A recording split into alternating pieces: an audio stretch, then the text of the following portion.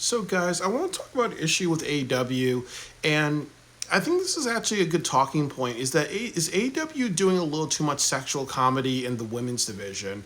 And I do want to say that there is a difference between two people who like sexual comedy and they're just doing what they're doing, really. For example, when you look at Dave Chappelle and the Chappelle Show, like it's always about racial comedy, using the N word, and just, being inappropriate and transgressive. So, that's Dave Chappelle's style. When he did the Chappelle show, he did that. So it wasn't almost like, a bad thing, really, because that's just what he did. If they had every black comedian on, Comedy Central doing the exact same thing, or they're given notes to do the exact same thing, or people are ripping him off and doing the exact same thing, then it's like, okay, then it may feel like, it's too much of everybody, copying him, or it may feel like, oh, well, that's what Comedy Central likes, so that becomes a little racist because that's like saying that's the only type of comedy a black comedian can do is just to do the transgressive comedy or use the N word a lot, really.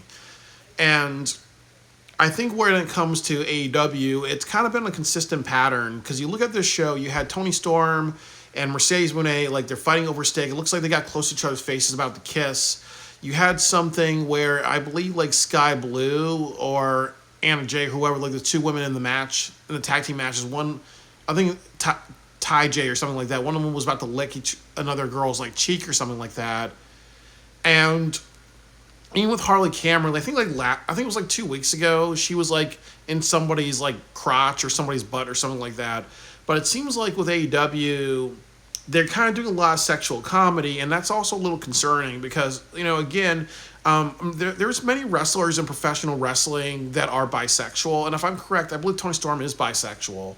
But it's like what I've said, really, that, there's a difference between somebody being bisexual and they're doing like sexual comedy because they like doing that, and then everybody's saying, hey, that's just what's getting over, so we're all going to do the exact same thing. We're not going to be ourselves. Like Harley Cameron, like why doesn't she have like multiple puppets of Megan Bain or other people? Like could she just kind of stick within her own box, really? Because no pun intended, really, like just because that kind of makes her unique, really. What about her being an underdog wrestler? I've said this about Billy Starks. What about Billy Starks being like, she does like the Swanton Bomb and she has like the colorful hair. Why not she's like a female Jeff Hardy or like that girl who's insecure about herself? It seems like every woman is trying to be like, like hypersexual, really.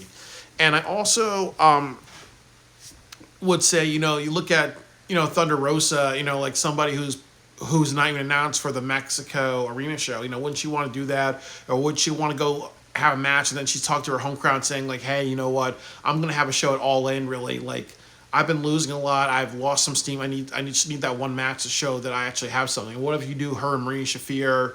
Or what if you do somebody like Nyla Rose who's kind of been like saying, you know what? I want to come back, really. Or you have Britt Baker say, you know what?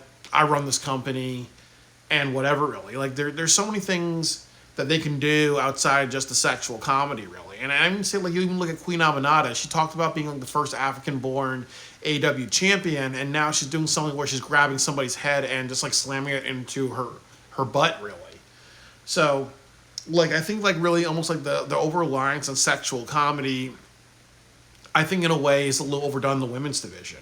I mean, like, and as I said, like, I think that if everybody does it, it just becomes vanilla. And then also the other thing, too, is that it becomes a stereotype. And it also becomes another thing where some people may be like, hey, you know what, if that's what helps Tony Storm get over, everybody's going to do that. Like in WWE, there's so many women on that roster that are doing different things. You don't see a situation where everybody's trying to be Dominic Mysterio's groupie. And if it was like that, then people will be saying, hey, you know what, we're just, feeding into, we're feeding into like a stereotype that like women get ahead by like sleeping with one of the top wrestlers or being the groupie or being in the groupie angle.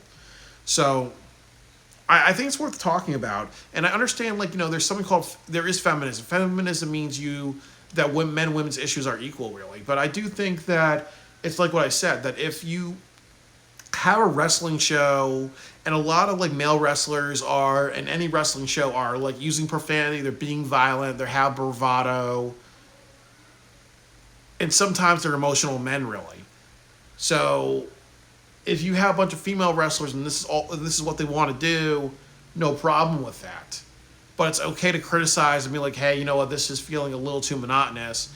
Or you can kind of say to yourself, hey, you know what, there is everybody just doing this because they feel like it's working for Tony Storm, and they're actually just copying this and not understanding that it's not just Tony Storm doing this. It's because Tony Storm has the movie star character. It's because Tony Storm has great matches. It's because Tony Storm has been one of those people rejected by WWE during a time where people resonated with people with a lot of potential not getting far, and then she reinvented herself. So there's a lot of there's a lot of layers to a Tony Storm, really. It's not that she talks about sexual comedy all the time, really. Like I said, you look at somebody like Billy Starks. Like if Billy Starks was built up as this underdog, young girl, I think she's 19 years old, who's unsure of herself, and then she'll get over in a big way. And then she did the sexual comedy stuff after that. Then people were like, okay, you look at the layers and how you build that, So, or Queen Aminata, same thing. She wants to be the first African-born champion. If you look at how, for a long time in wrestling, it's been way better for African American women now, but in the past, really, black women were not featured that prominently. You had Sapphire be purchased from by the $1 Million Man. There's been black stereotypes. Or sometimes when you look at racism, sometimes people say the black woman is the least beautiful, the Asian's like the second beautiful, the white woman with the blonde hair, the blue eyes are the most beautiful. That's how it was in the Attitude Era. If you're a white blonde, you got really far, really. So what if Aminata talked about that, really, and said, I'm there for my beauty and for my looks, really. I want to inspire little black girls. I want to inspire anybody could be a champion anywhere. What would happen if you kind of incorporated some African pride in her stuff, and you made her a character, really, instead of just the butt bounce, that heels to butt slamming that she does, really. It just almost becomes one dimensional. I think that's kind of the issue, really. But it's also bad because, like I said, if everybody does that, it does fall into the category of, okay, it does become a little sexist in a way. It's just saying that that's the only way you get ahead in the AEW women's locker room is that you tease lesbianism, or you do moves where somebody is in somebody else's crotch or somebody else's ass cheeks, And I understand too that there's also an issue too of people saying, well, that pops the crowd, really, so we're gonna do stuff that pops the crowd. You can't always do that because then it becomes a little repetitive in a way. You have to really, try some new things, really. So I think this is an important conversation to have, really. I think the women's division has become monotonous, really. I think the characters become monotonous. I think that's really a stem with that. I think sometimes they may try to pull at strings, be like, hey, if it worked for Tony Storm, we're going to do that everywhere. But, there's definitely, I think an overusage of sexual characters in AEW. And there's no problem with that if they all want to do that. But, and it doesn't mean that it's sexist or whatever, really, but it just means that, they just can't think of anything else, or they can't, try to do something say, hey, maybe we should just try to diversify things a little bit, So it's unfortunate that they're kind of going down this, and I think that this is a good thing to talk about, really. AEW, make America great again, make AEW great again.